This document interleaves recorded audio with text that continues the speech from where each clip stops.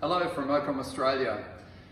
We've been asked a lot of times recently what we have to do to put the sterilisers into mothballing mode, so into hibernation mode if you've got to close your clinics for a little while. So we're just going to go through a few very quick things about what you can do to protect the autoclave so that when you want to use it again, when you're able to open your clinic doors, you're ready to go. The main thing is to drain the reservoirs, to drain the water reservoirs. So if we have a look in the top here, this is one of the newer models with a built-in demineralizer filter, the blue one. So we need to drain that tank, and we need to also drain the wastewater tank. So you may have an automatically drained wastewater tank, but let's just demonstrate how to drain both using a tube. So the machines were originally sent to you with a drain tube. If it's been, so it looks something like this with a white fitting on one end and a metre or half a metre of tubing. If you can't find it, contact us at Mocom Australia and we'll be able to send you out a new one. At the front here we've got a few ports. So this is to fill the clean water tank. We don't want to do that. This is to drain the clean water tank. That's what we want to do. And this one is to drain the wastewater tank. So with a bucket underneath the hose, we just plug that in and drain out that clean water, just so that at the end of that draining process we can give it a good wipe down.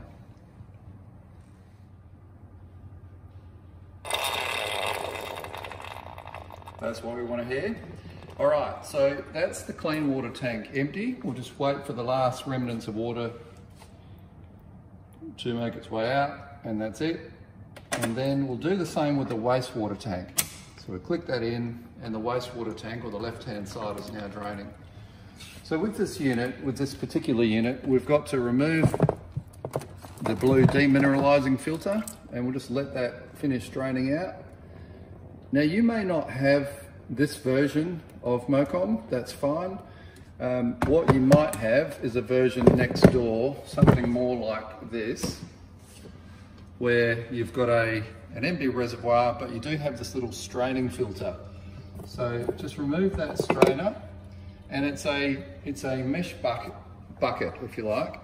What you've got to do is just give that a good clean under running water and clean out any debris that might be in the bucket or around the bucket, and then you can put that straight back in again. All right, so let's turn our attention to cleaning this reservoir now.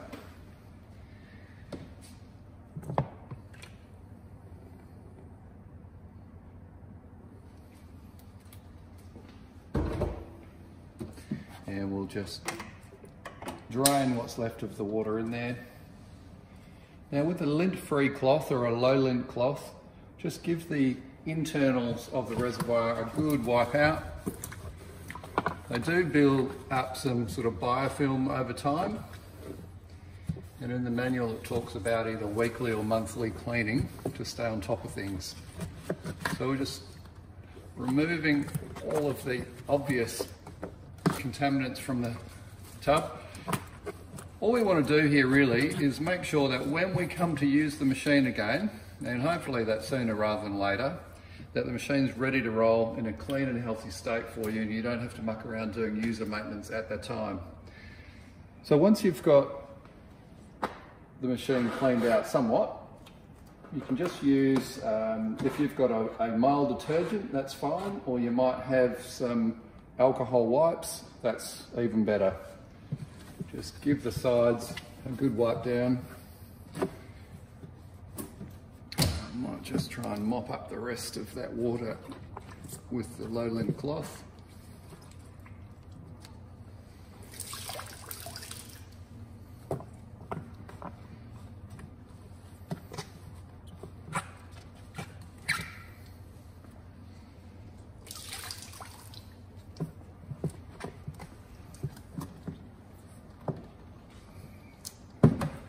And just a quick wipe down with our alcohol wipe.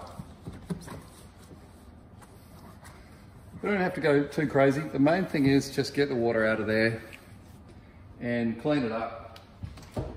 And these demon filters are best if they can be plugged back in while it's not being used, just to keep the air, keep them from drying out. Just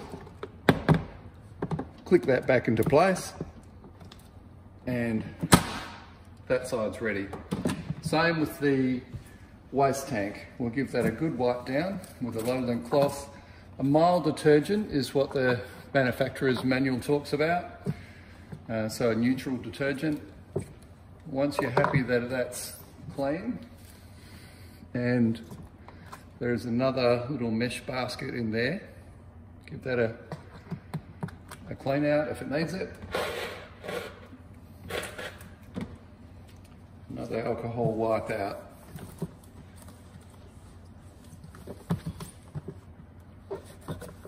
Okay. Now, when we come to use this machine, it would be great if it's had all of its user maintenance done and it's ready for action as soon as you get back to the clinic. So I'll just step through some of those basic things that you'd be doing anyway, as a reminder. So we take the chamber rack out, and right at the back there, got a chamber filter. All right, so unscrew that. If it's tight, you can use a 20-cent coin or a 10-cent piece, and then just remove the basket from the holder, clean out any debris that might be in there. It's pretty common to see debris in there. And if it needs it, give it a brush under water, under a jet of water. And put that back together.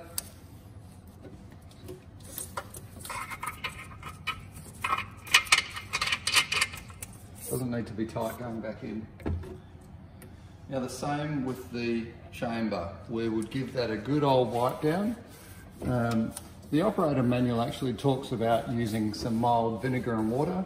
We've found we don't really need to do that. Just a good wipe down with water or a mild detergent and a cloth is enough. And vacuum goes. Just make sure you click it into place at the back. On the door seal and its mating surface here, you'd give that a good wipe down too. That's something that you'd be doing daily. And then we move on to the door lock mechanism. So this male thread, which closes into the female brass socket here, just using the remnants of the old rag that you had, just wipe off the old grease. It doesn't have to be 100% wipe off, but just remove the bulk of it and whatever you can out of that female socket. And using the tube of silicone grease provided, just the size of a pea, about that much is fine. And in the manual it talks about working that inside that female socket. That's actually quite difficult.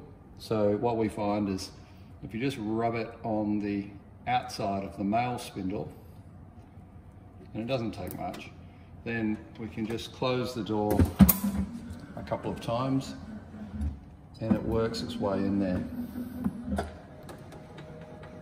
Okay.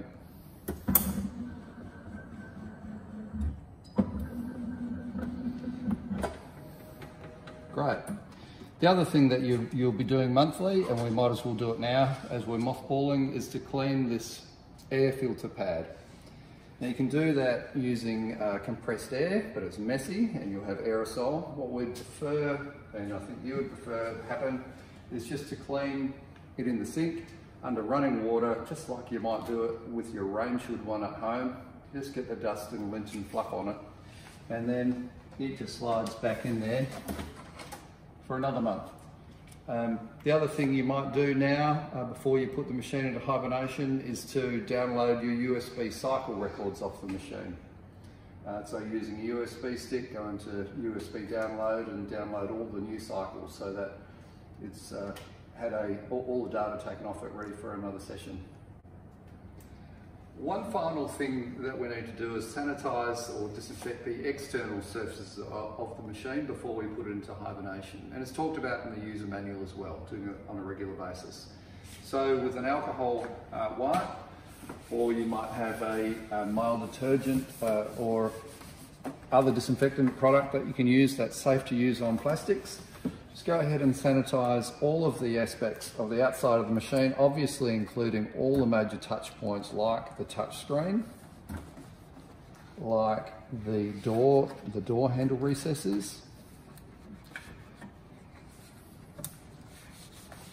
and certainly the on-off button, which is often forgotten about, just in here. All the high traffic areas, and then generally all of the machine as well. So the sides, the front.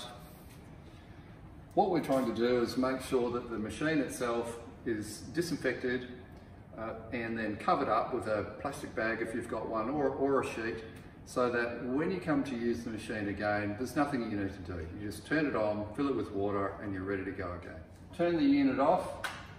Just one little tip, leave the door ajar when you turn the unit off, because if you leave the unit turned off with the door closed, that's sandwiching that door seal closed, and that can compress that silicone seal over time. So just leave the door sort of ajar like that. If you can find a bag or some sort of cover for the unit, put it upside down over it. It just stops any dust ingress getting into the reservoirs, which might prevent you from having to wash it out all over again. Okay, I hope that helps, and please feel free to contact Mocom Australia if you'd like any more tips. Thanks.